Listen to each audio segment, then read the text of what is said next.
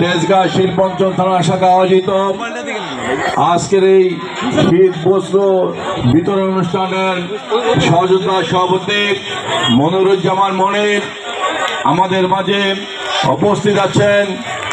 এই উত্তর বেগুনবাড়ির কৃতি সন্তান, যিনি উত্তর বেগুনবাড়ির বিভিন্ন সামাজিক কর্মকাণ্ডে সম্পৃক্ত, যিনি গত কাউন্সিল নির্বাচনে নির্বাচন করেছিলেন, কিন্তু সন্ত্রাসীরা গোষ্ঠীরা আওয়ামী লীগের সন্ত্রাসীরা তাকে নির্বাচন করতে দেয়নি। আমাদের সেই জনতার কাউন্সিলর হুমায়ুন কবির আমাদের মাঝে উপস্থিত আছেন। জাতীয়তাবাদী ছাত্র দল ঢাকা মহানগরীর সাবেক সভাপতি সাধারণ সম্পাদক আবুল মনসুর খান দীপক আমাদের মাঝে উপস্থিত আছেন। ঢাকা পলিটেকনিক ইনস্টিটিউটের সাবেক নির্বাচিত ভিপি যুবদলের সাবেক সভাপতি মোহাম্মদ সুলেমান সহ ছাত্র দলের নেতৃবৃন্দ, যুব দলের নেতৃবৃন্দ, বিএনপির বিভিন্ন অঙ্গ সংগঠনের নেতৃবৃন্দ, মহিলা দলের নেতৃবৃন্দ, উপস্থিত ভাই ও বোনেরা, সবাইকে জানাচ্ছি আমার ব্যক্তিগত পক্ষ থেকে সংগ্রামী শুভেচ্ছা অভিনন্দন। প্রিয় সাথী বন্ধুরা, বক্তব্য দেওয়ার কিছু নেই।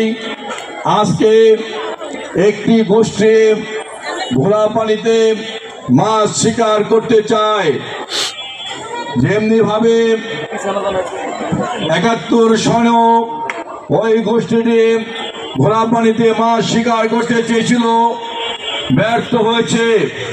আজকে ওই গোষ্ঠীটি ঘোলা পানিতে মাছ শিকার করতে চায়। আপনারা সোশ্যাল মিডিয়ায় দেখবেন, আমরা যাদের বিরুদ্ধে গত ১৬ বছর আন্দোলন সংগ্রাম করেছি, প্রথম অবস্থায় তারা বলেছিল তারা আওয়ামী লীগকে ক্ষমা করে দিয়েছে।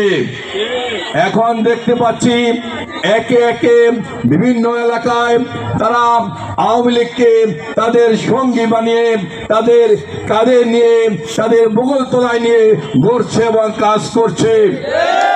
প্রিয় সাথী বন্ধুরা, আমরা বলতে চাই, যারা গত ৫ই আগস্ট ২০০০ নেতা কর্মীকে, ২০০০ ছাত্র যুবককে হত্যা করেছে, গত ১৬ বছর যারা ইলিয়াস আলীকে গুম করেছে, যারা চৌধুরী আলমকে গুম করেছে, সুমনকে গুম করেছে, এমনি শত শত দেশপ্রেমিক নেতাকে গুম করেছে, যারা অনেক সেনাবাহিনীর কর্মকর্তাকে গুম করেছে, সর্বোপরি বিডিআরের হত্যাকাণ্ড, ৫৭ জন বিডিআর অফিসারকে হত্যা করেছে, শাপলা চত্বরে যারা কোরআনের পাখি, কোরআনের হাফেজদেরকে পাখির মতো গুলি করে হত্যা করেছে, তাদের ক্ষমা করা যায় না, ক্ষমা করা হবে না।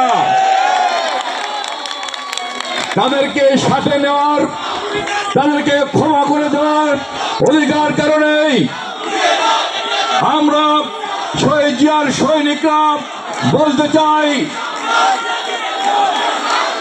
দীর্ঘ